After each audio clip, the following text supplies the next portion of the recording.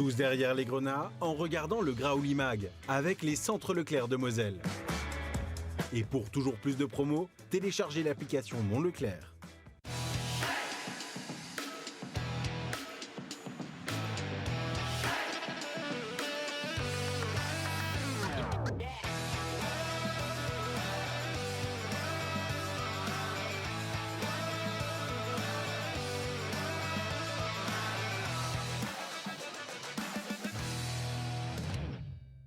Le premier contrat professionnel de Thaïris Dos Santos, le départ potentiel de certains jeunes et la tribune des féminines, retour sur l'actualité mouvementée de la semaine au FC Metz. En déplacement au Havre, les Grenats peuvent officiellement être relégués en cas de contre-performance, ce qui alimenterait les plus tristes records de l'histoire avant match. Bonjour à toutes et à tous, bienvenue dans votre nouveau Graouli Mag. Et oui, il y a encore des choses à dire autour de ce FC Metz. L'actualité a été un petit peu chargée en coulisses.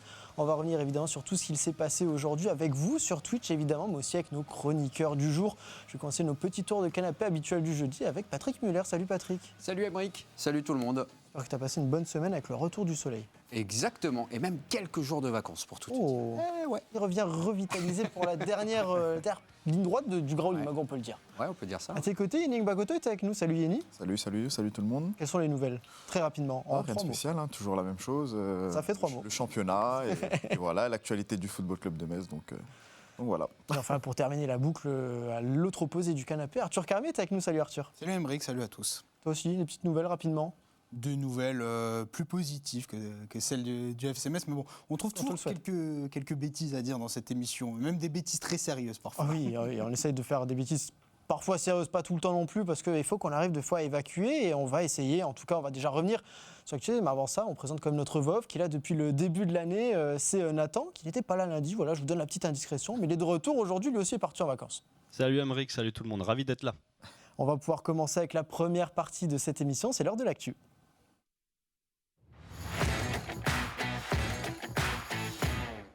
Et oui, l'actualité a commencé dès ce début de semaine. À peine l'émission était-elle terminée que le FC Metz annonçait la signature de Thaïris Dos Santos en tant que joueur professionnel du FC Metz. Une nouvelle qui était évidemment attendue, qui a été confirmée en amont par Frédéric Harpinon du côté de nos confrères de Ligue 1+. Une année de contrat à partir de l'année prochaine, soit jusqu'en juin 2027. Mais d'après l'équipe, il y aurait 2 autres années optionnelles dans ce contrat. Arthur, évidemment, ça fait partie de ce qu'on disait des bonnes nouvelles après ce qui s'est passé pour le joueur. Au-delà de ça, on va essayer quand même de parler un petit peu sportif. La saison prochaine, au niveau des latérales gauche, Yanis Lawson et Thaïris Dos Santos, c'est ceux qui sont en réserve aujourd'hui. C'est avec eux qu'on va faire potentiellement la saison prochaine. Potentiellement, d'autant que Thaïris Dos Santos me paraît avoir un meilleur potentiel que celui de Yanis Lawson. Alors c'est pas le même gabarit. Ils sont souvent associés. Sur les derniers matchs, je sais qu'il y en a qui a un cran au-dessus. Ça, de temps en temps, il y en a un qui joue au milieu de terrain. C'est un joueur technique, Thaïris Dos Santos. Pour revenir sur ce contrat, c'est bien de la part du FC Metz, ne serait-ce que humainement, moralement, de lui proposer ça, parce qu'on ne va pas revenir évidemment sur le drame, mais il a perdu quand même quelques mois de progression, avoir été éloigné des terrains, et de par ce contrat d'une année, plus ces années en option qui pourraient tomber, on lui redonne quand même d'une certaine manière une chance supplémentaire de pouvoir se montrer et encore progresser. Et je suis persuadé que sur ce poste d'arrière-gauche, s'il répond présent et favorablement, il aura sa carte à jouer. Il était peut-être question, j'avais lu sur les réseaux, Patrick, de pourquoi pas le faire jouer avant la dernière journée de Ligue 1, pourquoi pas peut-être voir une première apparition de Thaïris, histoire, on va dire, un petit peu de fermer ce chapitre-là qui, pour lui aussi, en tant que joueur, mériterait un jour d'être fermé.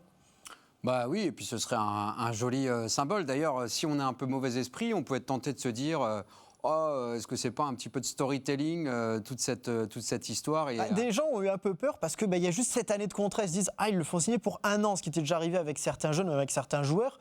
On dit 1 an, ça fait peut-être un petit peu... Ouais. C'est pas assez, tu vois, justement, ce côté storytelling. Non, si on est sur 1+2, bon, c'est quand même 3 ans en poche, c'est peut-être autre chose déjà, c'est un vrai projet qui est proposé. Il y a un petit peu plus de sens, et au-delà de cet aspect-là, c'est pas uniquement une récompense par rapport à ce qu'il a traversé, par rapport au comportement, il faut le rappeler, quand même exemplaire qu'il a eu la nuit du drame. Voilà, c'est quelqu'un qui qui a vécu quelque chose de terrible, qui s'est remis en quelque temps et qui a eu ce comportement exemplaire cette nuit-là et qui visiblement a toujours eu un très bon comportement tout au long de Ça cette l'est dans année le de formation. communiqué, hein, ces derniers mots sont pour toutes les victimes en disant voilà, Bien ne sûr. perdez pas espoir, continuez à vous Ouais. battre, il y a une suite après tout ça. Donc c'est un bon gamin, c'est une belle histoire. Mais il ne faut pas oublier aussi qu'effectivement, il y a une légitimité sportive. Hein. Ce n'est pas uniquement un coup de communication. Alors c'est terrible ce que je dis, hein, mais vous avez compris l'idée. Non, il y a quelque chose derrière, il y a un vrai objectif, il y a une vraie volonté d'intégrer ce jeune-là au projet. Et voilà, on voit que sur cette année de Ligue 2 qui se profile, ce sera certainement la coloration du FC Metz, hein, intégrer le plus possible de jeunes. Je pense qu'on va en parler, mais pas forcément dans ce sens-là, juste après. Mais non, c'est très chouette si effectivement ils pouvaient fouler la pelouse de Saint-Symphorien. Alors, est-ce qu'on termine à Saint-Symphorien? Non, tu termines à Nice. Par contre, tu as Monaco et Lorient. On en parlera un petit peu après. Peut-être que la saison du FC Metz se termine officiellement, en tout cas, et mathématiquement dès ce week-end. Donc, il y aura d'autres choses à préparer pour les 3 dernières rencontres. À voir, mais il reste encore 2 rencontres à domicile. Petite éclaircie, à l'image aussi de Nathan Mbala, qui fait de très bonnes choses. Munongo... On attend le contrat. Oui, j'allais dire, c'est pas encore complètement officialisé. Mais ouais, c'est quand même un très joli symbole. Mais moi, j'insiste, avec quelque chose de sérieux aussi sur le plan sportif. Après, Patrick parlait de ce côté un petit peu communication. C'est vrai qu'on peut s'interroger. Ouais, il a signé qu'1 an. Mais il ne faut pas oublier aussi que le FC Metz a été, a été assez exemplaire et au soutien de Tyrese et de sa famille pendant ce mois de janvier et les journées, les semaines, les mois qui ont fait suite à la tragédie. Donc on ne peut pas douter de l'aspect humain, en tout cas du côté du FC Metz, dans cette signature. Parler de l'intégration des jeunes joueurs, la suite de l'actualité évidemment, c'est peut-être ceux qui ne resteront pas. Vous avez peut-être vu passer aussi sur les réseaux cette liste, comme tous les ans évidemment, tous les jeunes joueurs ne restent pas dans le centre de formation de tous les clubs, c'est le cas de tous les clubs évidemment. Le FC Metz, lui, pourrait en laisser partir certains. Alors c'est pas une information qui a été validée par le club, mais parmi eux, on peut se permettre un petit débat. Lucas Pose et Romain Jean-Baptiste, qui sont les 2 gardiens de la réserve qu'on a déjà pu voir dans le groupe cette saison. Yeni, si c'est le cas, on se heurte encore une fois à une petite réalité au niveau du poste de gardien de but au FC Metz qui est assez particulier. Papier est en fin de contrat, Jonathan Fischer et Ousmane Ba sont là, mais derrière, ça veut dire que les 2 du centre de formation partiraient. On a du mal à développer un petit peu ce côté-là. On a déjà eu le débat l'année dernière avec le départ d'Alexandre Oukidja. C'est assez particulier, j'ai l'impression. Oui, c'est sûr, c'est très très particulier. Surtout, c'était 2 gardiens du centre de formation, donc forcément, ils ont fait des saisons pleines, une saison pleine cette saison-là. Donc c'est un peu bizarre de voir que deux gardiens partent. Donc il faudra forcément trouver un 3e gardien. Il faudra forcément trouver aussi des gardiens pour le centre de formation aussi. Donc j'ai envie de dire que voilà, s'ils font ça, c'est qu'il y a forcément une raison, c'est qu'il y a des pistes aussi qui peuvent s'ouvrir à eux, mais c'est vrai que bon, ça paraît aussi un peu étrange de voir que 2 gardiens partent comme ça et que l'année prochaine, tu te retrouves sans 3e réel gardien. Et puis, on parlait de Si qui est en fin de contrat, donc potentiellement sans 2e gardien aussi, 2e, 1er gardien. Là, pour le moment, il nous reste, à l'heure actuelle, à l'heure où on parle, il y a Jonathan Fischer et il y a Ousmane Ba qui est encore en contrat jusqu'en 2027, si je ne me trompe pas. D'accord. Donc, c'est-à-dire que tu as 2 gardiens pour la Ligue 1. 2 gardiens pour la Ligue 1, voilà. Ligue 2, mais après, derrière...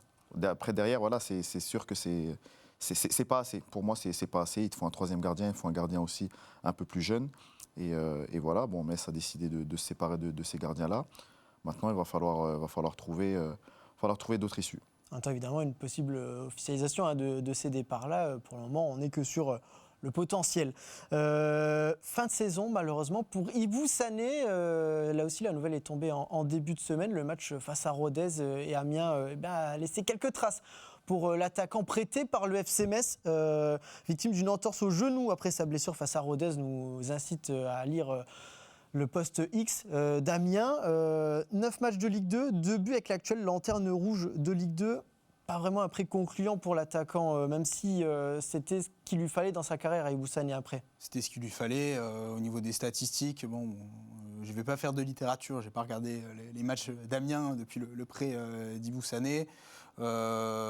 Malheureusement, s'il était sur un côté ou s'il était en soutien d'un attaquant. Alors, il était en pointe. Donc ce sont des stats assez maigres, mais ce qui m'interpelle le plus, c'est cette descente aux enfers d'Amiens au classement qui est bien parti pour être relégué en Ligue 3. Alors si on est mauvaise langue, on peut dire que le FC Metz, qui va être relégué en Ligue 2, pourra toujours continuer à prêter des joueurs dans ce club d'Amiens, mais aussi bien individuellement que collectivement, ce prêt, en tout cas, n'apparaît pas comme abouti. Ça n'est pas catastrophique non plus. Il fallait qu'il la passe. Il fallait à un moment. Il fallait qu'il la place. Je évidemment. poursuis ma carrière en parallèle de Oui, non, mais- Maurice, de stand-up. Non, mais les stats ne sont pas catastrophiques, Non. très honnêtement. Non, mais c'est vrai que tu te poses la question pour l'année prochaine quand même. Ah bah, il va falloir Mais une l'objectif, stature un peu différente. Et est-ce que là, c'est si petit, déjà 6 petits mois. À titre personnel, je trouve que c'est quand même un peu quand tu veux justement donner à un jeune garçon un mois de se développer. Là, en plus, il finit sur une blessure. T'attends peut-être un petit peu plus quand même, je pense. oui, À voir oui. quels vont être les objectifs de la saison prochaine aussi. Ouais, bon, c'est pas un joueur qui a marqué les esprits sur la première partie de saison. Enfin, pardon de le dire, ça n'a quand même pas été très concluant. Alors sur une certaine séquence, il a eu du temps de jeu. Il a montré 2-3 petites choses intéressantes quand même. Mais je crois qu'il a joué à la fois en pointe, mais sur les derniers matchs, ou en tout cas sur le dernier match, je crois qu'ils étaient à 2 devant dans un système à 3 centraux avec des pistons et donc une espèce de 3-5-2, si je ne dis pas de bêtises, les Amiénois. Bah, le but du jeu, effectivement, c'était qu'il aille choper un petit peu de temps de jeu. Bon, de ce point de vue-là, si on s'en tient aux chiffres, c'est pas complètement raté. Est-ce qu'il a beaucoup progressé sur cette demi-saison ? C'est la question. Et est-ce que c'est un garçon sur lequel le FC Metz va compter l'an prochain en Ligue 2 ? C'est l'autre vraie question le concernant.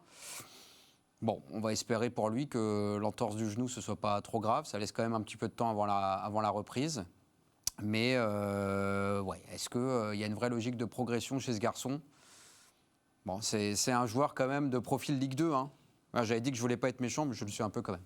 Et encore, t'es assez gentil, parce que même en Ligue 2, il n'a pas crevé l'écran non plus. Moi, je ne On vois passe pas à la saison passée.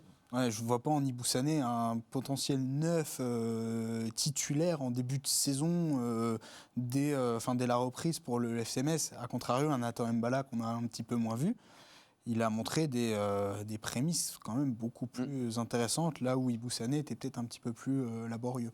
Après, c'est D'accord. un joueur qui peut forcément aider parce que voilà, il a eu quelques matchs la saison passée, cette année un petit peu, et puis là, bon, avec justement son expérience à Amiens, avec du temps de jeu, bah, revenir un petit peu plus frais mentalement. Malheureusement, il a sa petite entorse du genou, mais je pense que c'est un joueur qu'il ne faudra pas négliger non plus parce qu'il a une bonne marge de progression, il est jeune, et voilà, je pense que ça peut être une très bonne doublure, je pense, dans le poste d'avant-centre, et quelqu'un qui peut aider la saison de Metz l'année prochaine. Je vais vous poser la question à tous les trois. C'est vrai que dans la semaine, évidemment, il y a eu cette tribune de la part des joueuses de football. Football, même exigence, toujours pas les mêmes droits. Les capitaines des équipes de Première Ligue et de Seconde Ligue ont pris la parole. Je cite, 3 ans que les négociations pour une convention collective n'aboutissent pas. Ce n'est plus compréhensible, ce n'est plus acceptable. L'UNFP est à leur côté. Une convention collective doit être signée avant la saison prochaine, ce qu'on lit notamment du côté de l'équipe, mais aussi de ce qui se fait du côté de l'UNFP. On parlait d'avancée.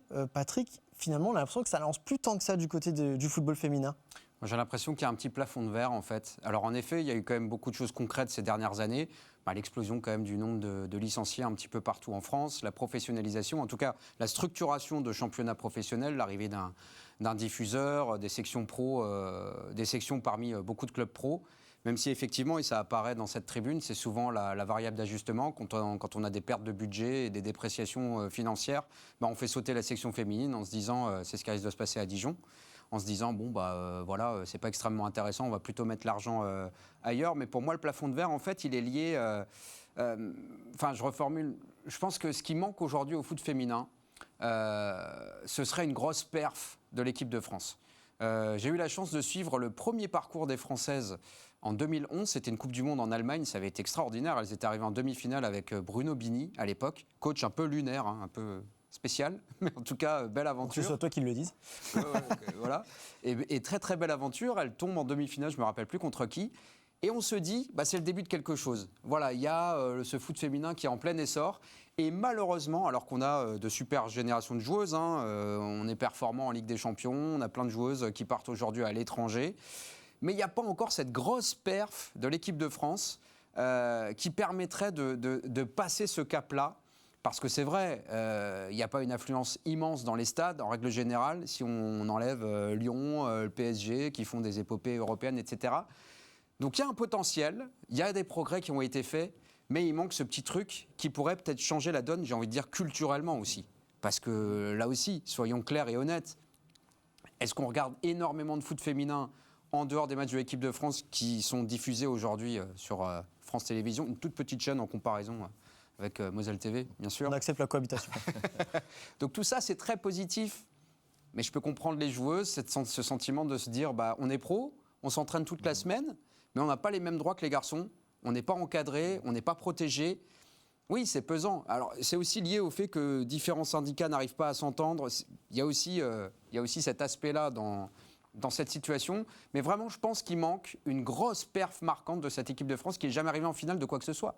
Après, je pense que, moi, de ce que j'ai vécu, de ce que j'ai pu vivre en Australie aussi, c'est que le football féminin, il a une grosse place aussi dans la culture du football australien. On l'a vu aussi avec la Coupe du Monde en Australie, où il y avait énormément de monde dans les stades.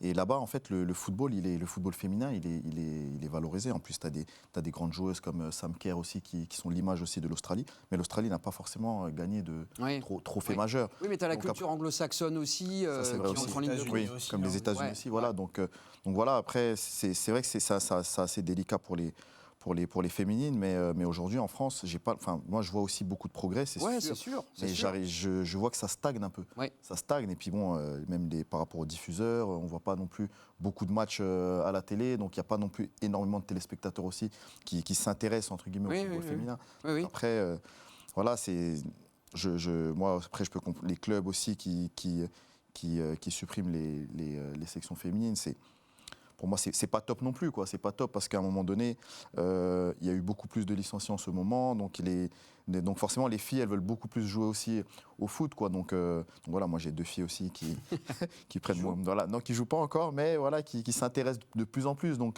forcément, voilà, ça pose des questions. Et c'est dommage que ça arrive à ça parce que voilà, ça prend de plus en plus d'ampleur. Et beaucoup plus de filles ont envie de jouer au foot. Et malheureusement, ils n'arrivent pas à trouver cet accord pour pouvoir faire progresser et passer d'un cap le football, quoi. Ouais, pourtant, le football, c'est non seulement le sport le plus populaire dans notre pays, mais aussi le sport le plus populaire auprès du public féminin. Comme l'a souligné Ligeni, le nombre de licences augmente. Mais on n'arrive pas à passer ce cap au niveau du foot professionnel, là où l'Espagne a littéralement explosé. Ça se voit dans les affluences dans les stades aussi. Pareil en Angleterre où ça a explosé. En Allemagne, ça a explosé. Et en France, j'ai l'impression qu'on est un petit peu resté en 2011. Ouais. C'est symboliquement avec cette équipe de France qui termine un petit peu toujours 4e. On n'arrive pas à franchir le cap. Et cette convention collective qui tarde à être signée, ça en était le symbole. On a été invité il y a de ça quelques mois par le FC Metz pour parler de cette section féminine à l'occasion d'une conférence de presse. On nous annonçait que les dirigeants de la section féminine avaient cet espoir que cette convention allait être signée. Il ne manquait plus que quelques détails, sauf que ces détails traînent de manière absolument aberrante. Donc c'est compliqué. À un moment, va falloir réussir à avancer. Après, on parle de pays aussi où il y a des joueuses qui sont des vitrines. Il y a des ballons d'or en Suède, il y a un ballon d'or en Australie, il y a un ballon d'or en Espagne. Donc il manque, c'est vrai qu'il y a l'équipe de France, mais il y a aussi une joueuse. Ça manque d'une vraie star qui peut porter aussi cette image-là, quoi. On parlait de performance de l'équipe de France très rapidement. On pense évidemment aussi à nos Messines qui seront engagés ce week-end en championnat. Tout n'est pas encore joué. Il y a une bataille. Ce sera face à Reims, dont on parlait aussi un petit peu justement. Objectif, sortir de la zone rouge en seconde ligue, alors que Rodez, qui est juste devant au classement, jouera le leader Toulouse. Peut-être une bonne opportunité à saisir pour les joueuses de Marine Morel. On restera évidemment attentif aux résultats de ce week-end. On a parlé des jeunes, mais aussi des féminines. Maintenant, on va parler de l'équipe première, évidemment. C'est le journal de la Ligue 1.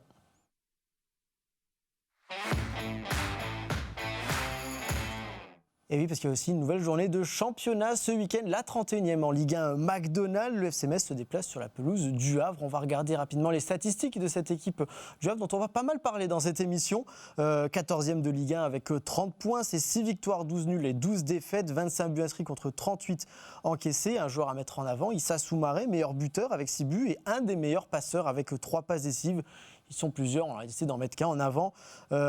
C'est Yeni. Malheureusement, même si c'est attendu, le match qui peut conclure officiellement cet exercice pour le FC Metz. Oui, malheureusement. Malheureusement, on en parlait depuis des semaines et voilà, c'est finalement arrivé. C'est pas faute de vous avoir donné des scénarios et des peut-être, alors vrai. Là, s'il y a ça et tout, j'ai essayé. Non, mais après, oui, mathématiquement, c'est vrai que c'est très compliqué. On peut être très, très optimiste, mais je pense que voilà, ça va être, je pense, le match qui va déterminer oui ou non si Metz sera officiellement en Ligue 2 ou pas. Mais face à une équipe du Havre qui a bien géré sa saison, pour moi, qui ont très bien géré leur saison, malgré le fait qu'ils n'aient pas non plus investi énormément d'argent. Mais c'est une équipe qui a su très bien gérer par rapport au recrutement, par rapport au collectif en soi-même et à la gestion du club. Donc voilà, malheureusement, on tombe contre cette équipe-là et ça fait pas tâche parce que bon, je pense que si on compare les deux équipes, il y a quand même, je pense que Metz quand même pouvait rivaliser avec cette équipe du Havre, mais il y a une équipe qui va être maintenue et l'autre malheureusement qui va descendre en Ligue 2. On va regarder très rapidement, je vous parlais de scénario, voilà, le FC Metz est relégué en Ligue 2 et voilà ce qu'il doit se passer si Auxerre gagne son match de ce week-end. On verra un petit peu après quel est le programme, voilà, ça vous tient un petit peu en haleine, mais s'il y a nul ou défaite du FC Metz et d'Auxerre, eh bien, le FC Metz sera malheureusement relégué en Ligue 2 à l'issue de cette 31e journée. Le FC Metz qui peut également faire face à ses pires statistiques de son histoire. On va les lire. Le FC Metz qui compte 15 points après 30 matchs en Ligue 1. C'est son plus faible total à ce stade dans son histoire. Alors, la dernière équipe qui a compté moins de points, c'est Angers en 2022-2023. Ils en avaient 14. Ils ont terminé 20e avec 18 points. Il y a aussi cette autre statistique. Aucun de ces 8 derniers matchs n'a été remporté par le FC Metz. C'est sa plus longue disette dans l'élite.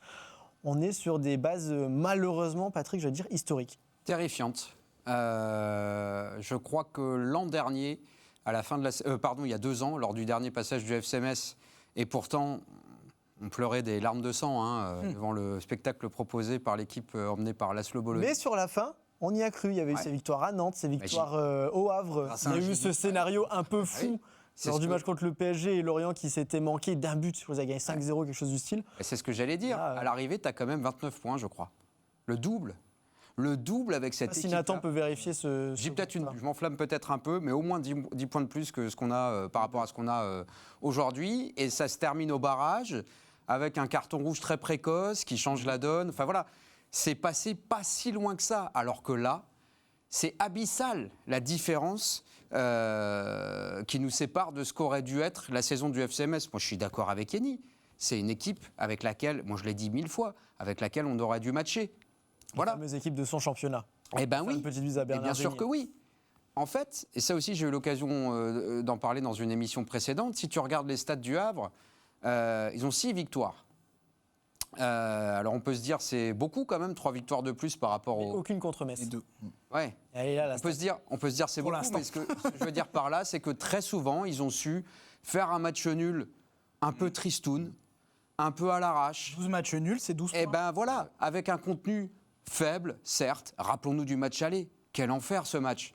C'était terrible. Mais en attendant, ils ont les points qu'ils ont aujourd'hui. Et en fait, c'est une équipe, le Havre. Ce que le FC Metz n'est pas aujourd'hui. Je me suis amusé à regarder les buts à nouveau. J'aime bien me faire mal. Je me suis amusé à regarder les buts concédés face à Marseille. Mais c'est à ce stade de la saison, manqué à ce point d'automatisme, manqué à ce point d'organisation, d'esprit de corps. Il y a trop de manques depuis le début et ces manques-là sont trop immenses pour pouvoir rivaliser avec cette équipe-là, qui aurait dû effectivement être bien sûr un concurrent direct. Est-ce que vous connaissez beaucoup de joueurs, si vous regardez une feuille de match du Havre voilà, ils sont sur un travail de longue haleine depuis longtemps, avec 5 mercatos où ils n'ont pas pu dépenser. Tu regardes tous les joueurs qui sont arrivés, ils étaient tous libres. Tu me devances un petit peu là-dessus. Comment ? Je t'arrête tout de suite. Je me lance un petit peu sur le Havre. Je voulais juste revenir un petit peu Un T'es tout coupé petit l'arbre peu. sous le pied, mon Un cher tout petit Aymeric. peu. Yenny a commencé, je me suis dit, attends, je vais regarder. La VAR m'a dit, il n'est pas dans la Attends. zone encore. Je dis, ok, c'est bon. Comme il Il y est à fond dedans là. Comme Yenny a commencé, je me suis dit, moi, Ouais. Non, je Attends, voulais- au pire, on coupe. De toute façon, c'est pas en direct. Oui, Après, c'est ça, on personne ne enregistre. nous regarde. Ah mince, on est sur Twitch. Ah bah. Non, je voulais juste quand même rester avant ça sur les statistiques évidemment du FC Metz. Revenir sur une dernière, c'est évidemment pour Benoît Thavenot aussi un match qui pourrait battre des records avec le revers des Grenats contre le Paris FC. Il avait égalé le record de l'entraîneur d'Arles-Avignon qui était sous 23 matchs sans victoire. C'était lors de la saison 2010-2011. On avait discuté de ça avec lui avant ce match face au Paris FC et je vous avoue que la réponse a été un petit peu prenante. Je vous propose de l'écouter. Moi, je le vis très très mal. Hein. Alors après, c'est scindé en deux. Hein. C'est scindé en deux parce que comme je dis, chaque match, chaque semaine d'entraînement impacte la semaine suivante. Mais je le vis très très mal. Hein. Ça me mange le cerveau. Ça me mange le cerveau. Et puis, après, je le vis très très mal. Je ne regarde pas tous les jours les histoires de records. Et puis, je m'en fous. Sincèrement, je m'en fous. Pour rester poli. Mais non, je vis très mal le fait que j'ai pas assez impacté et qu'on n'ait pas eu le résultat escompté. Ça s'est joué un peu sur certains matchs. Mais ouais, on va... Sincèrement, je vais vous dire, sincèrement, je sais même pas comment je vais me relever de ces deux demi-saisons, sincèrement. Moi, je me pose beaucoup de questions parce que... pour l'instant, je puise dans mes réserves et les réserves, elles sont pas inépuisables. Donc je sais qu'on est jugé sur les résultats et cette année, j'en ai pas. Ça arrivait à d'autres, mais j'espère qu'à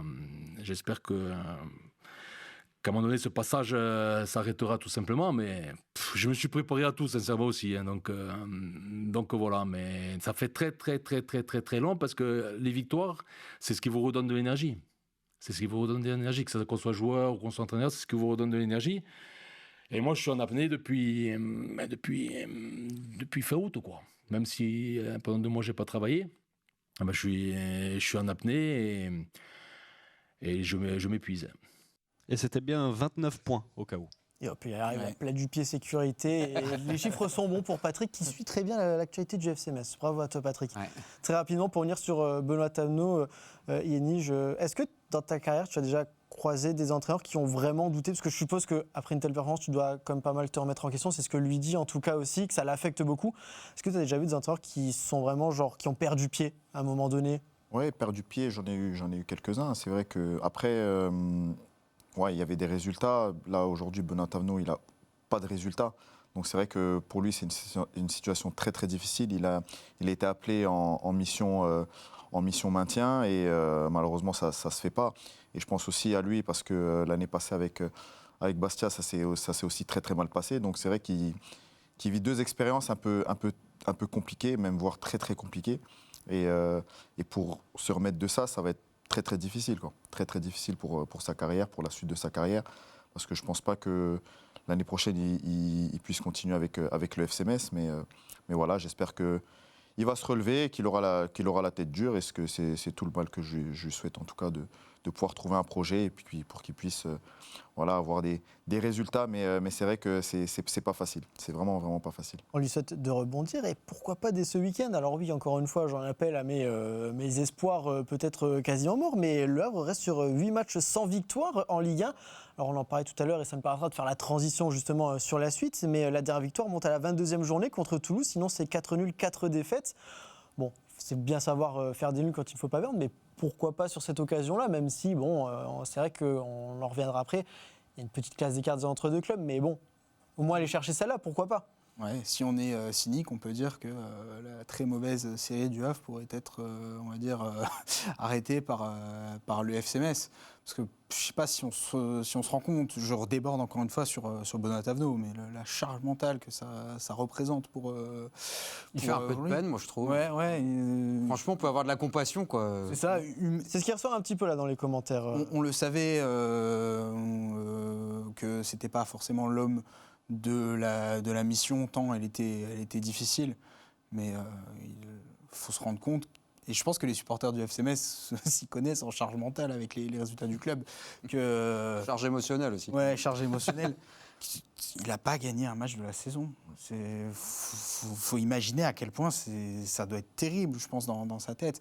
Et tout ce qu'on peut lui souhaiter, j'espère que ça va être contre le Havre. Comme ça, lui, il ne battra pas ce record de Farouk Hatzibedjic. On peut que souhaiter, ne serait-ce que pour Benoît Thavenot et puis pour que le FC Metz, lui non plus, ne batte pas un record funeste, à savoir celui de Montpellier qui avait terminé la saison avec 16 points l'an dernier. On peut souhaiter une victoire. Maintenant qu'on sait que le maintien il est quasiment impossible, même si on le savait depuis un petit moment. Il faut gagner un match, quoi. Essayer de finir avec un tout petit peu d'honneur. C'est tout ce qui va rester au club pour vraiment ne pas marquer l'histoire de manière terrible. Mais si je puis me permettre rapidement, ce qui est jamais rapide. Ouais, c'est vrai. Non, mais ça c'est un. C'est pour faire genre, quoi. C'est une petite arnaque. Ce qui incite quand même pas beaucoup à l'optimisme, c'est qu'on est de nouveau dans une séquence où on est sur le reculoir depuis 2 matchs en termes de contenu. Les 2 derniers matchs, c'est n'importe quoi. Lui te dit à la fin de la conférence du dernier match, ça y est, mes joueurs sont cuits, quoi. C'est fini. Il n'y a plus de mou, il n'y a plus de mental, il n'y a plus rien. Là, sur quelle ficelle on tire? Parce que autant Toulouse, ce scénario dingue, voilà, les 2 matchs qui ont suivi, qui étaient quand même un petit peu plus consistants, au moins en termes de contenu. Mais là, on a reculé de nouveau de 3 étages, quoi. Donc, est-ce que cette équipe est encore capable, moralement, mentalement, de trouver des ressources pour se dire ça, en fait? C'est tout ce qui doit nous animer aujourd'hui. Hein. C'est ne pas être ridicule, on l'est déjà. Voilà. Ne pas continuer à creuser, quoi. Mais est-ce qu'aujourd'hui, ils sont capables de se dire, il faut qu'on évite ce record. On peut aider un peu notre coach, qui, je trouve, a quand même mouillé le maillot depuis qu'il est là. C'est courageux quand même de sa part d'être venu dans cette galère. Hein. Oui, on peut débattre à l'infini du choix. Voilà. En attendant, la saison dernière, il termine 8e quand même avec Bastia, avec des moyens très limités. On ne peut pas dire que ce soit forcément lui uniquement qui est en cause dans le marasme de cette saison. Sa mission était effectivement très difficile. Bon, ça n'a pas du tout fonctionné. Mais on ne peut pas lui reprocher de ne pas avoir essayé. On ne peut pas lui reprocher d'avoir fait des choix forts, de mouiller le maillot, osons cette expression, qui vaut ce qu'elle vaut aujourd'hui, mais je trouve que le concernant, c'est quand même ça qui peut se dessiner. Ouais, moi je le trouve assez touchant, quoi. Il parle avec son cœur, et son cœur est blessé, comme celui de beaucoup de supporters du FC Metz. Maintenant, encore une fois, j'étais très rapide, comme tu auras pu le constater. Ça me va. C'est déjà la fin de cette équipe. Est-ce que cette équipe est capable de se révolter encore, au moins pour l'honneur? Je ne sais pas. À voir, parce qu'on peut revoir la compo rapidement du week-end passé. C'est vrai que parmi les 16 joueurs qui ont été utilisés, alors entre les titulaires et les remplaçants, il y en a 7 qui sont en fin de contrat à l'issue de la saison. On va maintenant tout doucement se poser la question, suivant le scénario, comment est-ce qu'on prépare la suite aussi? Il va y avoir aussi ce débat-là à un moment donné. Alors là, est-ce qu'on reconduit le même 11? On va voir au niveau des blessures. Je vois que des gens demandent ce qu'il en est de Buliv Mulongo, par exemple. Alors la conférence de presse aura lieu demain, on aura le point demain. Mais c'est vrai qu'en plus, il n'est pas épargné par les blessures. En ce moment, il y a quand même pas mal d'absents dans le groupe. On attend de voir ce qui peut se passer. On espère en tout cas un rebond. Je vais enfin vous donner la parole, messieurs, sur cette équipe du Havre. Non, mais je vais me permettre, parce que vous avez quand même commencé tout à l'heure. On attendait que ça. Ah bah, je sais bien, j'ai votre épinée d'impatience là depuis tout à l'heure. On va se diriger du côté de nos confrères de l'équipe. Ils ont sorti un article la semaine passée qui s'appelle Le Club des 5 pour parler de ce qui se passe du côté du Havre, justement, qui serait un exemple parfait pour le FC Metz, ou qui doit en être un, s'il ne l'est pas déjà, avec des figures importantes du club qui permettent, comme tu le disais, d'avoir fait pas moins de les 5 derniers mercatos sans avoir dépensé le moindre euro, parce qu'ils ne pouvaient pas, tout simplement. Oui. DNCG oblige, des joueurs libres, des prêts, et on en arrive à un trophée de champion de Ligue 2, la même année que le FC Metz au moment de monter, et quasi 3 maintiens en Ligue 1. C'est à moi que tu poses la question. Parce que je t'ai coupé tout à l'heure, donc je me permets de te rendre la balle, même si entre-temps on a joué sur l'autre axe. Je vais essayer de faire court. Regardez-la celle-là. Alors, une inspiration pour moi plus qu'un exemple. Voilà, parce qu'à terme, d'ici quelques années, j'ose espérer que l'ambition du FC Metz, ce ne sera pas uniquement de se dire on va faire comme le Havre avec 3 bouts de ficelle. Alors c'est super ce qu'ils font, je ne remets pas du tout en cause la qualité du travail, c'est même un petit miracle. Quand tu vois qu'ils ont 15 millions de budget de moins, qu'ils ont une masse salariale qui est inférieure par rapport au FC Metz, j'entends, et effectivement réussir ce qu'ils sont en train de réussir, en ayant des idées. J'ai entendu une interview de Mathieu Bodmer, il disait quand tu as de l'argent, tu n'as pas d'idées, en général, tu n'as pas besoin d'avoir des idées. Nous, on bosse, on anticipe, voilà. Et quand je pense à notre directeur sportif, qui a dit quand même récemment que le verre était dans le fruit dès la fin de saison dernière. Ouais, oui, alors bien sûr que ça aurait été mieux d'être dans les deux et de ne pas passer par la case barrage. Et effectivement, le problème de cette saison, il est lié à cet été. Quand on nous dit quelques jours après l'émotion qu'on a vécue, ah bah les gars, ne vous enflammez pas, il va falloir vendre pour constituer une équipe. Quand il y a le cas Mathieu Hudol, quand même. Enfin, je pense qu'on parlera peut-être un peu en fin d'émission si vous êtes sage. Je pense qu'au Havre, quand même, il y a une espèce aussi de capital sympathie. C'est ce qu'explique souvent Mathieu Baudemer. Il dit que finalement, ils arrivent à choper des joueurs à droite à gauche dans les championnats européens, en Ligue 2, en leur disant on ne va pas vous vendre de rêve, vous venez ici, pour les étrangers, vous découvrez la Ligue 1. Parce que théoriquement, ces joueurs libres sur le papier, le FCMS peut aussi... pourrait très bien les faire. Mais je pense qu'il y a un capital sympathie qui s'est développé autour de ce club de la débrouille, quoi, qui bricole un petit peu. Et quand on voit le traitement qui a été réservé à Mathieu Hudol, selon moi extrêmement injuste, bah, ça nourrit pas dans l'esprit des joueurs, ou en tout cas en France, l'envie de se dire tiens, on va aller dans ce club. Alors, c'est pas le seul levier, hein. Ouais, on est sympa, c'est super, évidemment.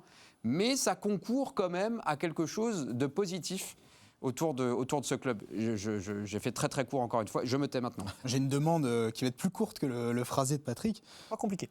Est-ce qu'on ne pourrait pas demander à la DNCG aussi de prononcer ces mêmes interdictions de dépenses au FCMS? Parce que ça nous éviterait pas mal, ça. de dilapider quelques millions d'euros sur Jonathan Fischer ou Terry Egbe, par exemple, et peut-être se reconcentrer sur des profils peut-être plus intelligents.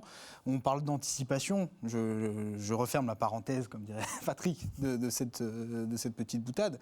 Mais on a l'impression que il y a une forme déjà d'impréparation, mais de panique aussi dans les mercatos du FCMS. Tout se règle généralement assez tard. Terry Egbe est arrivé assez tard, donc c'est aussi pour ça qu'on est obligé de mettre le prix fort dans des joueurs comme ceux-là qui ne connaissent pas forcément qui connaissaient pas la Ligue 1, qui ont besoin d'un temps d'adaptation. Je prends ces deux exemples-là, c'est pas pour les cibler. Peut-être que la saison prochaine, ils feront une très bonne saison en Ligue 2, mais le fait d'être forcé d'anticiper pour le Havre, bah, ça leur permet de mieux gérer leur mercato, même sur des joueurs libres.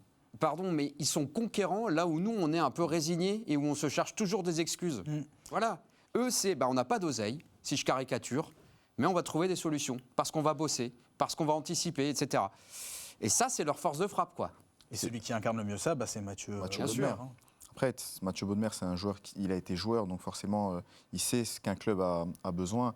Il y a aussi un coach qui a été joueur aussi, donc il sait aussi les besoins qu'il peut avoir. Mais moi, j'aimerais bien insister sur le fait d'anticiper, en fait, parce que je pense qu'ils anticipent beaucoup. Un club comme Le Havre anticipe parce qu'ils n'ont pas de moyens, donc forcément, ils anticipent. Ils vont un peu plus loin.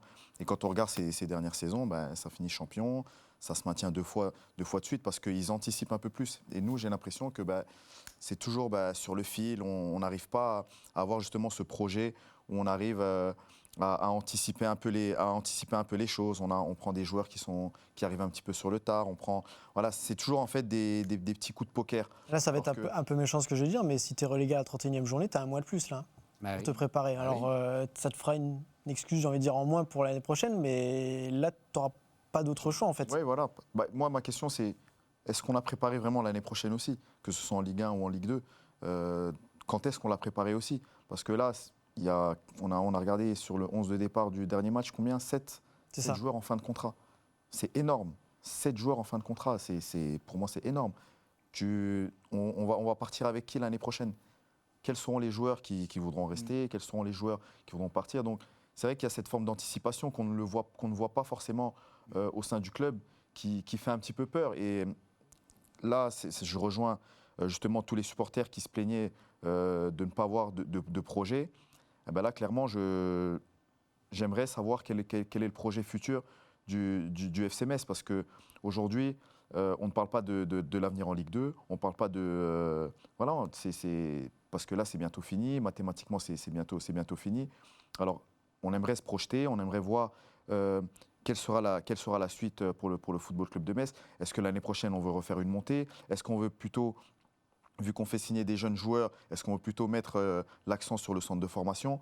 Donc voilà, on aimerait bien voir... C'est qu'il voulait se baser là-dessus, mais tu ne peux pas tout faire qu'avec tes jeunes joueurs. Parce que, comme on le disait lundi déjà, jeunes joueurs que tu vas prendre pour l'équipe première, après derrière il y a une équipe réserve et puis après il y a encore l'écran Ouais, du c'est il ne sûr. faut pas délaisser Après, tout moi, non plus. C'est le rôle de la réserve aussi Voilà. d'envoyer des pros, Oui, des jeunes vers l'équipe C'est pro. exactement ça. Et Je pense que il- l'équipe réserve, le centre de formation aujourd'hui est en train de se restructurer, en train de bien rebosser, sous la houlette justement de Monsieur de Tadeo.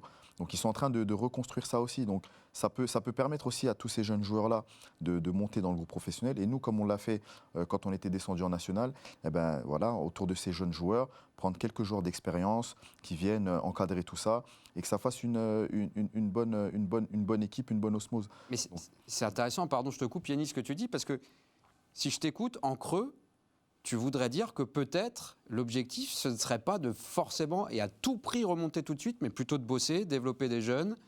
Pourquoi pas? Je te pose la question. Voilà, moi je pense qu'il faut de toute façon dans tous les cas une ligne directive. Il faut une ligne directive, il faut un projet. Donc le projet, ça ne se fait pas sur un an, ça ne se fait pas sur quelques mois, ça se fait sur du long terme. Donc si tu as un projet avec tes jeunes joueurs, parce que tu en fais signer des jeunes joueurs, donc si tu fais signer les jeunes joueurs, c'est que tu comptes sur eux pour Surtout plusieurs cette année, années. tu en as fait signer Surtout, pas t'en as mal. fait Là. signer Ouais. pas mal. Donc c'est que tu comptes sur eux sur plusieurs années.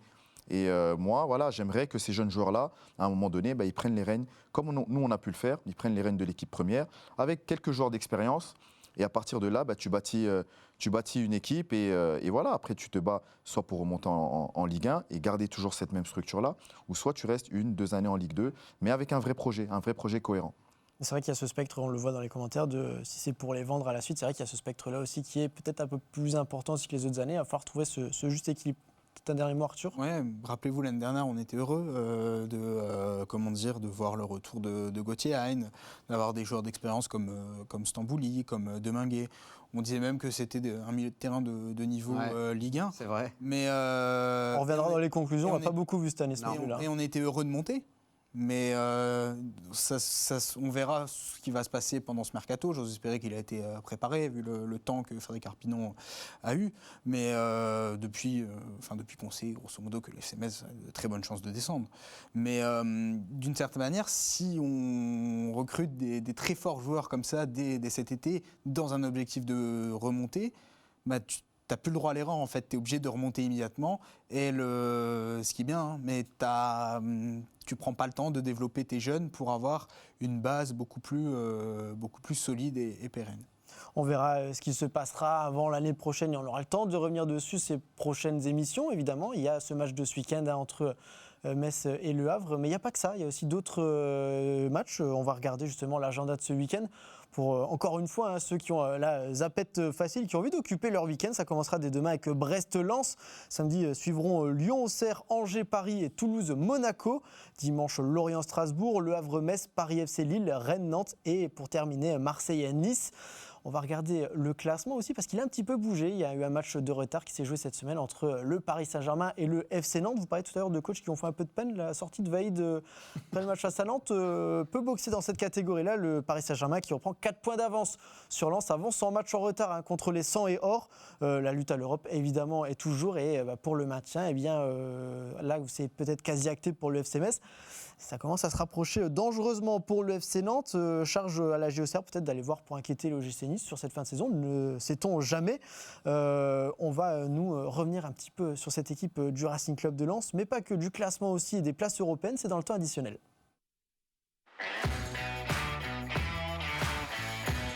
Et alors là, vous vouliez du scénario et des calculatrices, je vous ai compilé tout ça en une machin, je vais en perdre facile au moins la moitié sur cette chronique. Mais pourquoi pas.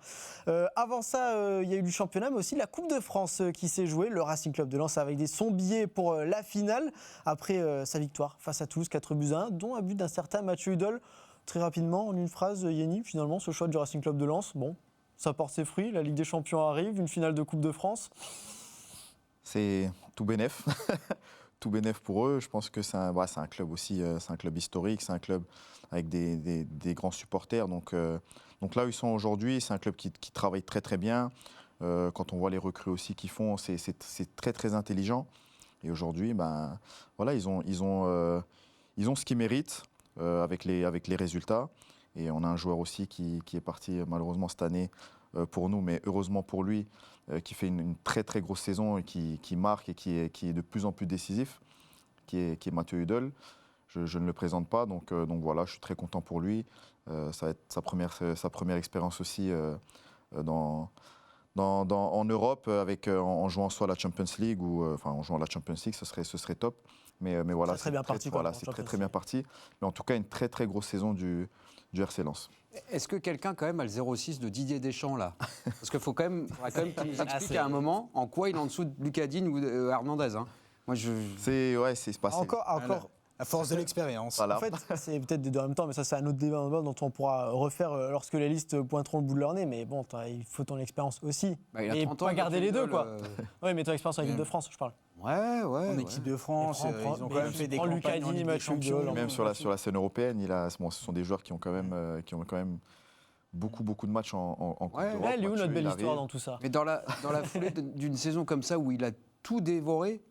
En fait, Patrick a son maillot de l'équipe de France déjà floqué dans son panier. Et en fait, il attend juste que ça parte là. Moi, je pense que le meilleur timing, c'était de le prendre justement la dernière. Bah oui. Pour tester. La dernière pour tester un petit peu. Pour tester, qu'il mette sa double passe. Voilà, exactement. Et malheureusement pour lui, je pense que ça va être un petit peu plus compliqué à l'approche du mondial. Mais voilà, on espère. Sait-on jamais. Il Nous, on sélectionne toujours. Il doit sûrement être dans les présélectionnés. Dans les listes élargies de 60, 75 noms là, qui arrivent à un moment donné. Ça, c'est les phrases qu'on te sort après les listes. Non, mais dans la liste de 75, il y est. Hein. Il n'y a pas trop élargi à 2 millions, tu y es peut-être aussi. Je me le souhaite en tout cas. Il n'y a pas fou de l'arrière-gauche. On sait que Théo Hernandez, il peut être fragile. Il n'est pas à l'abri de. Alors, on ne souhaite des blessures à personne, mais on ne sait jamais. Ça se passe pas super bien en plus de son côté depuis qu'il a été transféré. Pour moi, il n'y a pas ça se passe super bien. Pas une classe d'écart entre ces deux joueurs-là et Mathieu aujourd'hui. Après, surtout dans la foulée de sa saison là. Il faut avec la confiance, avec l'euphorie de la saison. L'euphorie de cette saison. C'est sûr que Mathieu a une grosse carte à jouer. Et il disputera certainement pas la Coupe du Monde, je pense, mais encore qu'on n'est pas à l'abri d'une bonne surprise. Mais c'est pas la fin de tout pour Mathieu Hudol et l'équipe de France. Il y a encore des soulevés à les trophées. Il a 30 ans, Mathieu Hudol. On peut dire qu'il est dans la deuxième partie de sa carrière. Mais Dini te dira que c'est le summum de ta carrière. C'est un faux trentenaire, si je puis dire, Mathieu Hudol, parce qu'il a passé beaucoup d'années en dehors des terrains pour soigner ses genoux.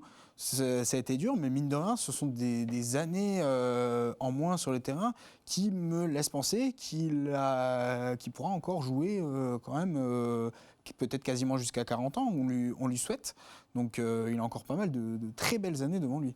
Il y a évidemment ce match, il y en a eu un autre, à Nice qui s'est imposé face à Strasbourg. C'est donc l'affiche de la finale de la Coupe de France. Lens-Nice, vous dites oui, mais pourquoi tu nous parles de la finale de la Coupe de France? Parce que ça peut avoir son importance. Parce qu'on s'ennuie avec le FC Metz et qu'il fait 10 minutes de temps additionnel. On fait Mathieu Hudol, on continue là, viens.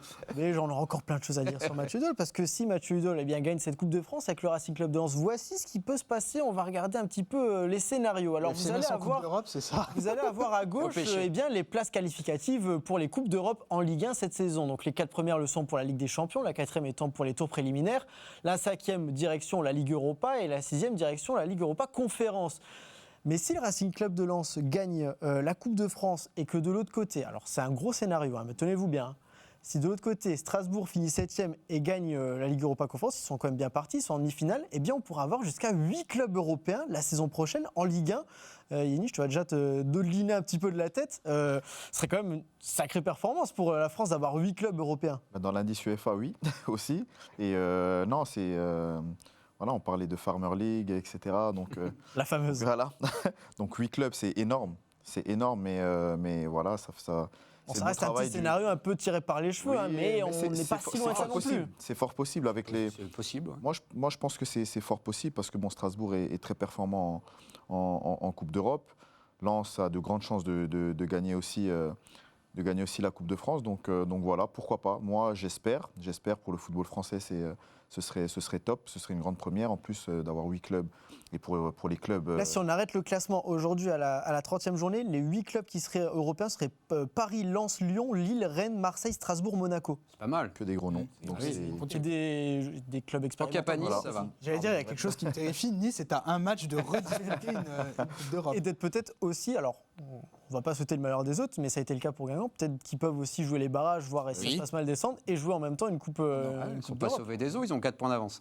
En Angleterre, une année, Wigan avait gagné la Cup contre Manchester City et avait été relégué en Championship. Ça peut arriver, mais ces 8 clubs-là, bon, évidemment, il faudra encore performer sur la Coupe d'Europe. Ce sera ma dernière question. Tu vas avoir 2 minutes et pas une de plus. Je me Lance permets le de te chrono, lancer là, s'il te plaît. des petits défis comme ça. On y croit à cette fameuse rumeur de les clubs français ne jouent pas vraiment les Coupes d'Europe à fond? Ah, j'ai envie de dire que c'est Là, un cette année, peu ces moins le dernières cas années, cette c'est un peu- année quand ouais, même. voilà. Ah, même Lille qui sort dans une saison, à ce moment-là de la saison, bon, ils étaient un petit peu perdus, on sentait qu'ils avaient un petit peu perdu le fil. Ils Lyon sont sort en de manière un huitième. peu surprenante. C'est Lyon qui a raté Oui, le coche, en Lyon, fait. C'est Lyon, effectivement, qui peut avoir des regrets. Ils sont premiers comme on peut Phase le dire, de groupe. en phase de poule, voilà, avant les matchs à élimination Saison directe. Lille qui tombe quand même contre, c'était Aston Villa, c'est pas n'importe qui non plus. Strasbourg, quand on dit Farmer League, allez demander à la Méno s'ils sont heureux de la vivre ou pas, cette épopée, c'est quand même incroyable ce qu'ils font. Ils ont fini aussi premier de leur championnat de poule. Il y a Marseille qui s'est complètement raté. Monaco est dans une saison peut-être un petit peu de transition, veut rester européen mais avait moins d'ambition. Le PSG, c'est le PSG. Ils sont partis pour peut-être enchaîner. La finale face au Bayern, là, c'est. Enchaîner à. Se mouiller la nuque pour va passer du être chaud, le championnat Bayern. avec des champions, là, quand Et voilà, c'est les on derniers peut- carrés, c'est. Oh là là. On peut que s'en réjouir parce qu'on a l'impression qu'effectivement les clubs français jouent enfin vraiment le jeu et arrêtent de pleurnicher avec ouais mais on n'a pas l'effectif pour jouer tous les 3 jours. Arrête quand tu as cette Non, mais de toute compétition. façon, il n'y a plus de match tous les 3 jours. Oui, non mais voilà, quand on a tu as trouvé la cette compétition, solution. il faut croquer dedans. Et effectivement, au niveau de l'indice UEFA, mais aussi de l'attractivité du championnat, quand on sait qu'on a perdu les droits télé pour être en termes de compétitivité par rapport aux autres gros championnats, ça peut être un petit levier aussi pour attirer des joueurs, savoir que quand tu es dans un club qui est 7e, comme Monaco par exemple, ça peut faire venir des joueurs. Bon, à Monaco, il y a quelques autres leviers financiers, on n'est pas trop malheureux pour eux, mais ça peut contribuer quand même, et bien sûr que c'est un bon signal, je crois que c'est jamais arrivé 8 clubs, on est d'accord, et c'est presque une moyenne anglaise en fait, c'est dire à quel point effectivement la France revient un petit peu sur le devant de la scène européenne. Il y a beaucoup de à mieux. voir. Il y a beaucoup de mieux. Dans les 15 dernières secondes. On sait que 20 Marseille, grand max. Lyon, Monaco, ils ont, selon les années, ça a toujours fait des parcours assez sympas en Coupe d'Europe. Donc on est dans une situation, pour le moment, assez favorable pour le foot français. Là où la situation des clubs italiens est peut-être comparable à ce que le foot français a connu il y a 5 ou 10 ans. Là, c'est que sur le Tu terrain. veux plus arrêter, ça y est. Ah. T'as le droit. Allez, Non, une j'ai phrase. dit- Une non, phrase. j'ai dit On est là, en train de m'incender dans Là, l'oreillette. c'est que sur le terrain, parce que on voyait avec les arrivées de Neymar, Messi, etc. On voulait plus faire parler la France par rapport à ces noms-là, etc. Mais là, c'est vrai que c'est sur les résultats sportifs des clubs et voilà. Donc il n'y a pas Nice. Voilà. Et voilà, on arrive pile poil à la fin de cette émission. Un nouveau jeudi qui se termine pour nous. Merci messieurs de m'avoir accompagné avec pas mal de débats aujourd'hui finalement. Nous évidemment on va suivre les rencontres de ce week-end avant de suivre la Coupe d'Europe l'année prochaine. Ça c'est pour plus tard et c'est plus pour le côté loisir. Merci de nous avoir suivis. On se retrouve très vite sur Moselle TV.